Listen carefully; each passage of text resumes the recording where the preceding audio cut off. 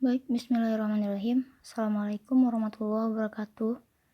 Izinkan di sini saya akan menampilkan sebuah presentasi yang berjudul Aplikasi Potensial dari Simbion Serangga dalam Bioteknologi. Oleh saya sendiri yaitu Putri Anissa dengan nomor BP 1710251010 dengan dosen pengampu pada mata kuliah ini yaitu Dr. Halilatur Rahma, SPMP. Interaksi simbiosis antara serangga dan mikroorganisme tersebar luas di alam dan seringkali menjadi sumber inovasi ekologi. Selain melengkapi inang mereka dengan nutrisi penting, simbion mikroba dapat menghasilkan enzim yang membantu menurunkan sumber makanan mereka, serta molekul kecil yang melindungi dari patogen parasit dan predator. Kemudian, serangga juga terlibat dalam serangkaian interaksi simbiosis yang luar biasa dengan mikroorganisme yang berkisar dari hubungan parasit hingga mutualistik. Di antara mutualisme, sebagian besar asosiasi yang dideskripsikan dengan baik didasarkan pada layanan nutrisi atau pertahanan yang diberikan oleh simbion kepada inang. Dari perspektif bioteknologi, mikroorganisme simbiosis merupakan sumber yang menjanjikan dan sebagian besar belum dimanfaatkan untuk aplikasi potensial dan kedokteran, bioremediasi, proses industri, dan pertanian. Beberapa simbiosis mutualisme hewan bakteri yang paling banyak dipelajari menampilkan serangga yang bernilai ekonomi, termasuk kutu daun, lalat putih, kutu busuk, serta banyak yang lainnya.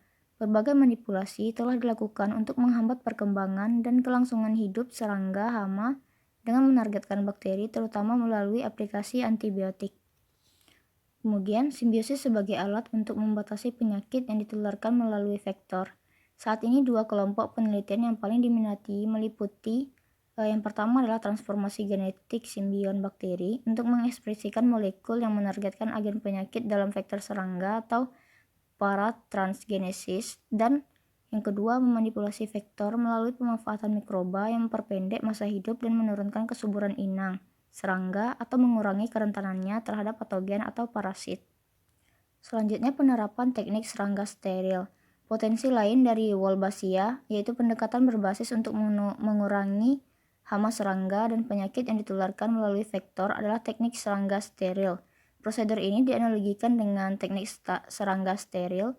Kedua metode tersebut bergantung pada pelepasan massal pejantan yang aktif secara seksual tetapi tidak cocok ke alam liar yang akan kawin dengan betina perawan sehingga menghasilkan telur yang tidak dapat hidup.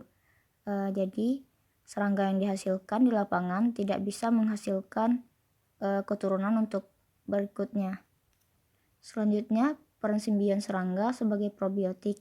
Beberapa penelitian telah menunjukkan bahwa lalat buah Mediterania yang dipelihara secara massal dan steril yang menjalani SIT kurang berhasil dibandingkan dengan lalat liar dalam bersaing untuk mendapatkan betina liar.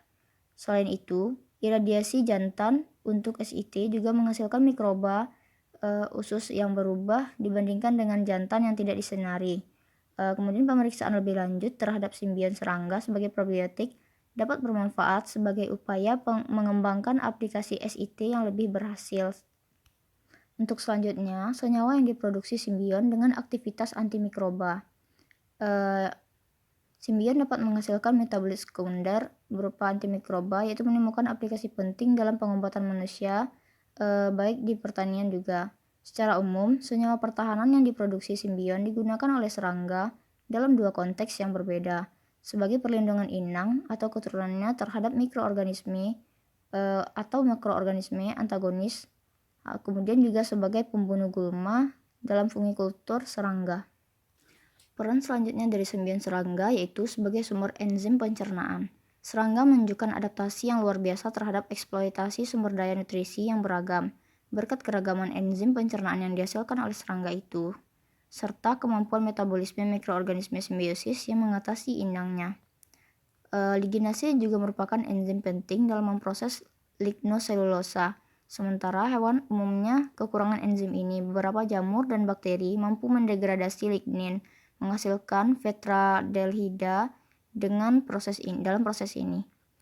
Kemudian penyedap dan bau dengan aroma kayu yang menyenangkan bagi serangga. Beberapa serangga pemakan kayu diantaranya adalah kumbang bertanduk panjang Asia, rayap kayu basah Pasifik, rayap yang tumbuh pada jamur yang menjadi inang jamur busuk lunak simbiosis di dalam usus mereka.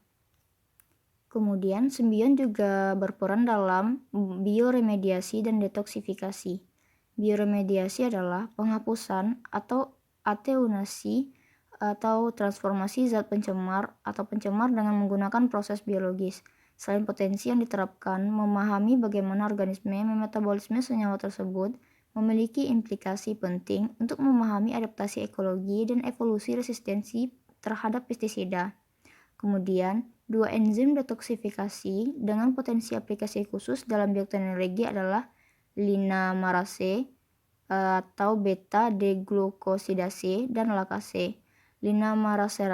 Linamarase diproduksi oleh komunitas usus bakteri seperti Acinetobacter sp, Bacillus sp, Klebsiella sp, Alkaligenes sp, yang dihasilkan dari belalang yang beraneka ragam, yang bekerja pada glukosida sianogenik tanaman pangan mereka.